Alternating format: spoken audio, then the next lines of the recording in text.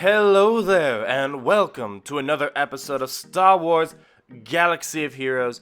And today we bring back the news, our third installment of the news, coming to you guys a little late because this past week has been quite an interesting one, and it's been hard to say over those past few days where this game is going. So I thought it was best to just kick back, relax, see where this game is heading off to, let things cool down for a while. So that way we can actually talk and not worry about what I say is going to be voided after another update that may have come a couple seconds after I made a video. So in this video, we're going to talk about what happened this past week. We're going to briefly talk about mods. I had made one or two videos before kind of introducing you guys to it, kind of showing some gameplay of me leveling up my General Grievous, which I just unlocked not too long ago. And after that, once we kind of get down to sort of the bad stuff that happened, we're going to go ahead and talk about what's coming up, which isn't too much, but hint, hint, you guys are going to have the chance to smack General Grievous a few times in the face. So we'll get to that towards the end, and to kind of maybe lighten things up, I'll post a video inside of this video about the little sneak preview that EA put out. So with all that in mind, let's go ahead and talk about the news. And first item up are the mods. So I made a video, I believe about last Tuesday when the mods first rolled out, about what this thing was all about. So mods, in case you were gone the past week or in case you missed a lot of the hustle and bustle, mods essentially were a new element to the game. It's the fifth element of leveling up a character where you can fine-tune many different characteristics of a character. So you can mess around with someone's speed, health, potency, defense, you name it, you had some control over it. And these mods that first rolled out Tuesday, Wednesday, they were just absolutely insane. We saw in one of my videos a First Order TIE pilot who had protection over 40-some thousand, and the game, as a lot of people were wording it, the game got broken. Things were just way too crazy. You had Sunfac, one of the more dangerous tanks in the game that can remove buffs with his basic attack. He was getting protection over like 100,000, and people were just going bananas. So with all that in mind, in the one video I made, with my Grievous unveiling, I went ahead, played around a little bit, and I'm gonna say it was really cool in theory, but it was rolled out at the wrong time, in the wrong way, and the way they addressed the community's feelings towards this was not the best. And what I mean by what I kind of enjoyed it, essentially what I did is, as I told you guys, I wasn't too sure about this whole mod thing. I wasn't really crazy about it, but I said, hey, we're going to have fun with it. Let's not take it too seriously. So what I did is I took my droid lineup, and it wasn't really anything special to begin with. I had under-leveled IG-86. I had a 4-star Grievous, had a 5-star HK-47. I threw all these mods on top of them. And it's funny, even though their power was about 10,000 below what the average arena power was, I was still able to compete in the top 10. And it was fun, but still, it was awfully crazy to see a Rey go around and do these one-hit wonders. She was like, her critical hits were like going up into like the 70s or 60s or something really high up there. And the game was just very inconsistent. There was no predicting what was happening. And then things really started to go downhill from there. And what I mean by that is originally, they did kind of a couple things. It's not just one thing here. One thing that happened is that mods, originally, you were able to farm them at 100% drop rate. And, I was actually kind of surprised that was the case, because at first, I thought it would be like a 33% chance, which is what it was for Cantina shards when you would try to farm in the Cantina. It was about 33%, and that's what I was expecting.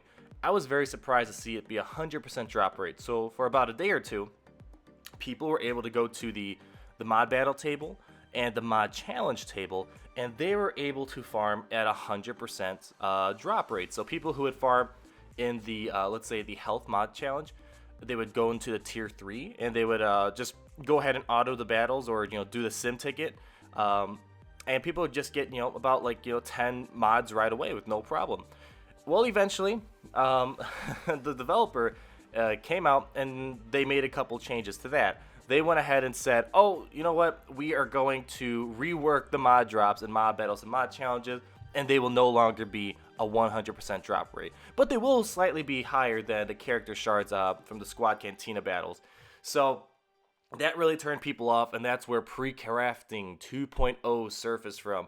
And if you weren't aware about pre-crafting 1.0, back then, that was when gear became limited to just the raid. But before that was the case, people were able to craft the gear. You know, the developer came out and said, okay, guys, this gear is going to be off limits for a while.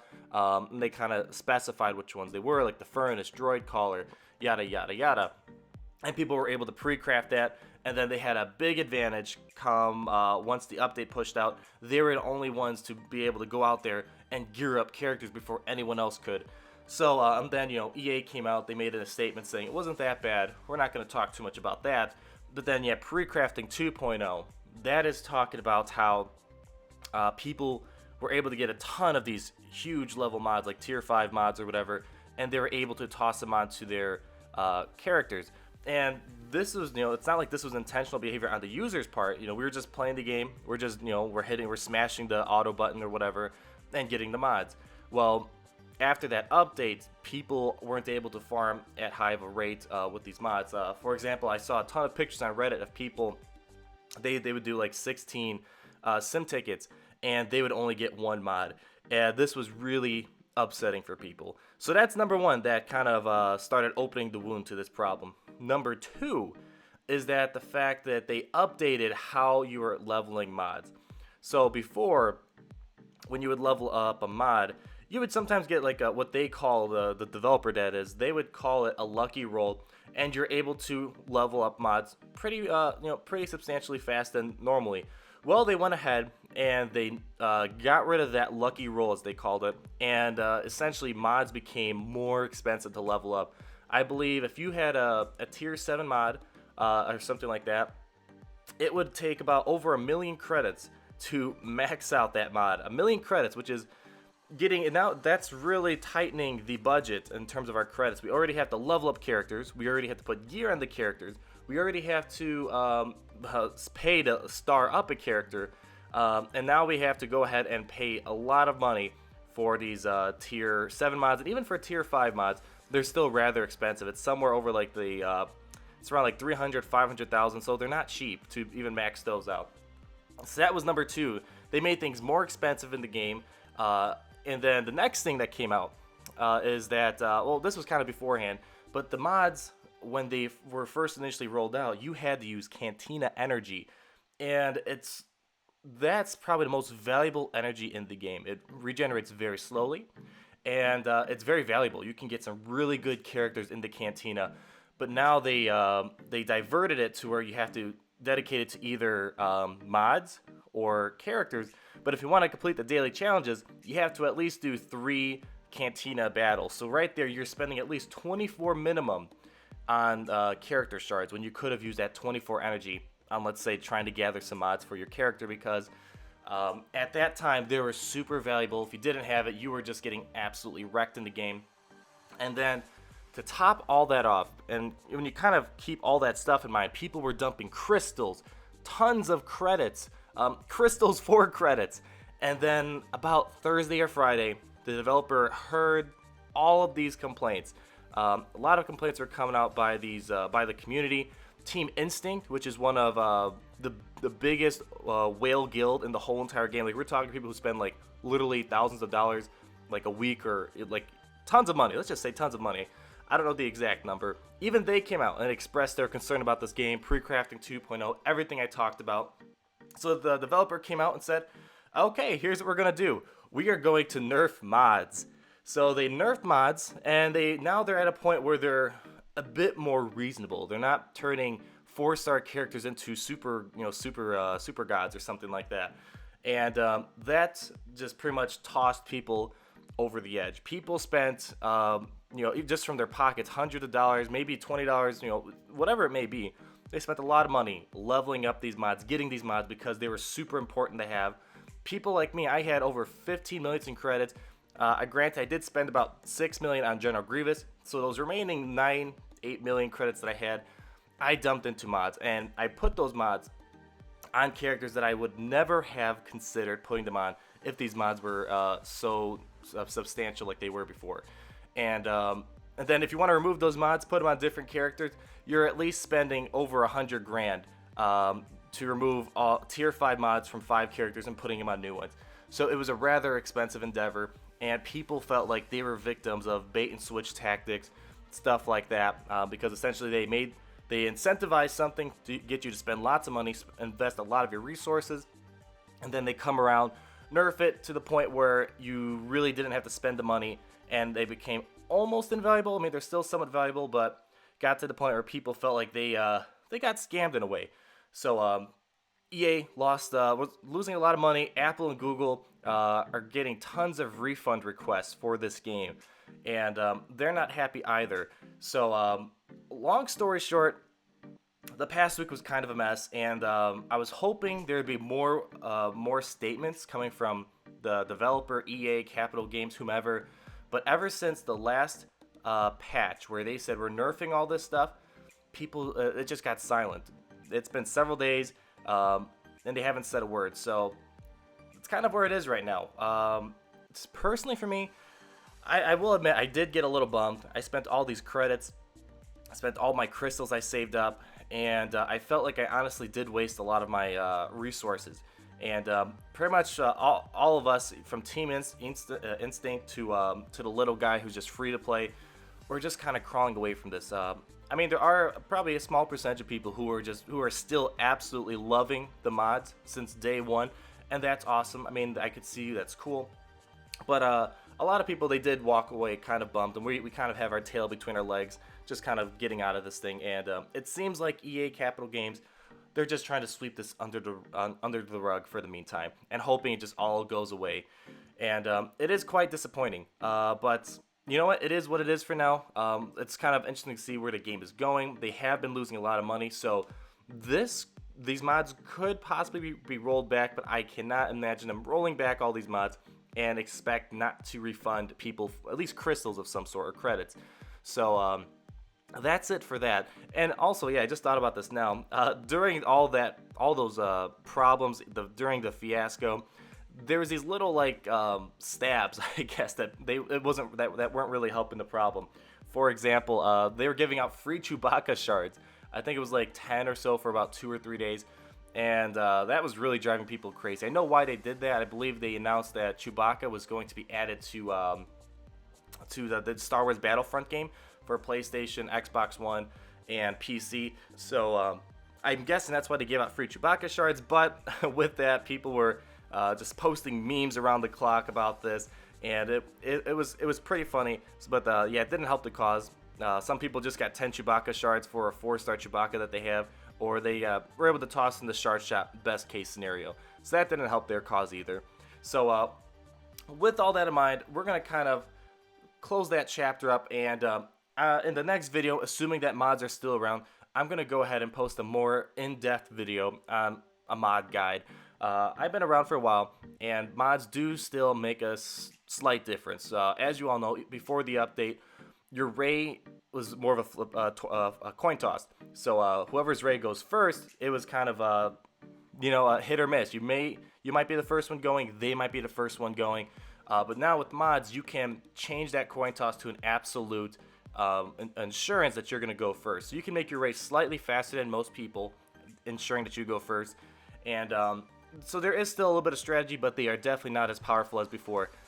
Pretty much everything that would eventually that used to give a flat like a bonus, so let's say plus 700 offense, those have been reverted back to just a percentage of the character's original stats, so that it's tied to the character's gear level and level in general. So and star count as well. So we're gonna talk a little bit more about that later. I made a squad that it's been working fairly well. Haven't fallen out of the top 10 or at least top 15 for the past few days once I put my meta team back in. And so we'll go ahead and I'll make a video to help you guys better with that. And we'll kind of see where mods are going. Maybe something will change by then. But yeah, within the next day or two, I'll go ahead and post a video on that. So lastly, what we are going to talk about is I'll try to lighten up the mood a little bit. This actually may really irk some people with this, but there is going to be another type of raid coming out soon. Again, EA has been silent since the day they posted out that whole nerf on mods, so they haven't announced it. I'm pretty sure they're just waiting for the seas to calm before they did this. But they made a YouTube video on their official EA channel, kind of teasing this new type of raid. They had Star Wars had some special event last week, and that's when they announced a lot of things like future DLC for Battlefront. They announced this new type of raid. So what I'm gonna do is I'm gonna just sit back for a little bit. I'm gonna play the clip that they posted for it's like a 30-second clip, and we're gonna come back, talk about what we saw, and then I'll kind of give you my thoughts about what's probably expected out of this new type of raid. So yeah, sit back, relax, enjoy the clip, and I'll be back with you in a few seconds.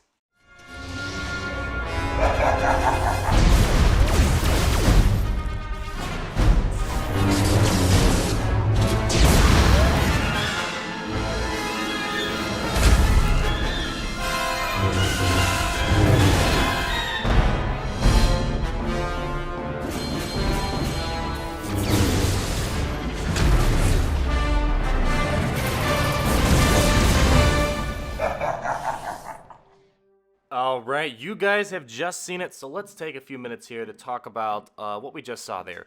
So, as I said, this will be the opportunity to go ahead and smack General Grievous in the face a few times, get a nice kick out of it. This raid, bit different from the other raid with the Rancor. This one is more geared, from just looking at the video, it's going to be geared mainly towards earning mods. So the Rancor, that is our raid in terms of getting gear.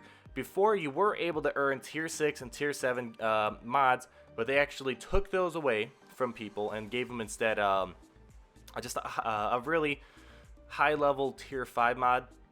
And then now they're going to go ahead and make this raid specific to earning mods. So you have to worry about getting your gear, and now you have to worry about being able to participate getting mods. And so we're going to kind of talk about, there's probably going to be 3 phases in this type of raid. And there's probably going to be different strategies. So in our Rancor raid, one of our tips and tricks that we talked about a while ago is turn meter manipulation. So having people like Tebow just strip turn meter, Qui-Gon strip turn meter, and then you got your other people like the Ewok Elder going ahead and cleansing your characters. With this one of the first things that we saw was you attacking an AAT. So that's one of the tanks that the droids use back during the Clone Wars, and so it looks like that might be the first one. I'm not sure. It says that's the new boss, so it could possibly be the last one. I would assume General Grievous would be like the Rancor, which is like your last boss that you face. Hard to tell from this video. Everything was kind of mixed up a little bit, but yeah, you will be fighting a tank, and then with that, after the tank, it looks like you'll be fighting like an army of B2 super battle droids, and then after you probably beat those battle droids, I'm assuming you're going to move on to General Grievous because, he's probably one of the biggest characters in the Clone Wars cartoon series. If you guys did not watch that, it's a pretty good TV series. I recommend you watch it if you have some free time on Netflix or whatever. But yeah, so with all that we just kind of saw there, I'm thinking that the future of this raid are the Jawas. And just think about it. Last week when I made one of my earlier videos when mods first came out, they released about, I think, 3 characters. They released Commander Cody, who's only Chromium exclusive as of now, and they released 2 new Jawas. You have Chief Nebbit in the Squad Arena, and then you have the Jawa Scavenger in the Cantina Shipments. And then if you think about it, you also have the Jawa Engineer who's in your Guild Shipments. You also have the normal Jawa that's in your that's in Galactic War. So right there alone, that's let's see, we have 1, 2, 3, 4. That's about four Jawa characters there alone. Yeah, I believe Dacha. Yeah, Dacha's the one that's in Galactic War. Excuse my mistake. And then you have Dacha. And all of those have some type of Jawa or droid synergy or anti-droid synergy. If you look at the Scavenger, he has a lot of things that's against droids. Dacha also has some special abilities. The normal Jawa, he has anti-droid abilities as well. So I'm thinking pretty much every single one of those battles we saw there in that little 30-second clip, all of them are droid related. So this might be the time to go ahead and consider maybe farming up some Jawas. I mean, some of the Jawas are really good, so even if this isn't where the raid's going, it still might be worthwhile. For example, I am working on Jawa Engineer. He's fantastic with the droids in Arena, because my end goal is to be able to have HK-47, 88, General Grievous, and the Jawa Engineer, because they work splendidly together. And you may also want to consider getting Chief Nebbit if you finish with Stormtrooper Han, Leia, kind of like your core characters. Chief Nebbit is going to be a tank, a Jawa tank, and he's going to work well with Jawa Engineer because he'll get a speed bump and be able to taunt really fast, give your team a cooldown on their abilities. He can actually knock down the cooldown timer by 1. And he also has like an assist attack that calls in a droid or Jawa, and if a droid or Jawa assists, I believe another droid in Jawa or Jawa can come in and get a third hit. So it looks like he'll be a good character as well. So if you at least get Jawa Engineer and Chief Nebbit, I don't think the cause would be completely lost. It seems like you'll be able to still have a good character in the end. But just from the looks of it, you might want to start building up on at least just farm. Don't level them up just yet. You might want to just wait until, first off, they go ahead and confirm more details about this, because they have been silent for a while. But maybe Eth Koth might have a place in Star Wars Galaxy of Heroes. In my opinion, he is one of the poorer characters in the game, because he's not the strongest, but he does have a lot of anti-droid attacks, which may come in handy, definitely. So maybe he'll have a purpose in this raid. I have him at 7 stars just mainly for the Yoda event. Most people do as well. He wasn't helpful in the Yoda event, that was for sure, because his attack would always get resisted. But it doesn't matter now since the Yoda event got nerfed. It's much easier to compete. So yeah, let me know what you think about that raid. It looks kind of interesting. I personally, if you want my opinion, doing the Rancor raid is over the past week. It's definitely been a pain. For a while, it was super easy for about a day or two before they nerfed mods. The Rancor was actually very easy to beat. People were getting like 3 million damage or 4 million damage in just one run, because all of our characters were just Super Saiyans. You were able to bump up people's potency to incredibly high levels. But then eventually they went ahead, nerfed the mods, and reworked the raid so that the potency wasn't that much higher than tenacity. So now it is a bit more challenging. So what I would like to see, if they are really going to incorporate this new raid, is that you could do 2 raids simultaneously. So you don't have to wait for the Rancor to go ahead and compete for the General Grievous raid. That's my opinion. I'm not sure what you guys think about that. Personally, it would just be nice to have 1 raid, but if they have 2 raids simultaneously, I would not mind at all. Because especially with the Rancor raid, a lot of my guild members have taken a break from the game because of the mistakes over this past week. And a lot of other people, they're not too happy about it. So it used to take us 1 refresh for a tier 6 raid. Now it takes us pretty much just over 2, because people aren't as active, and the raid definitely did get a little bit harder after all the reworks that happened.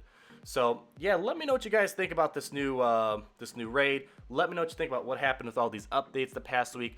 We're gonna go ahead and talk more about mods later on this week, but if there's something else you want to see, feel free to let me know in the comments. Like and subscribe, and we'll talk later. Peace out, guys.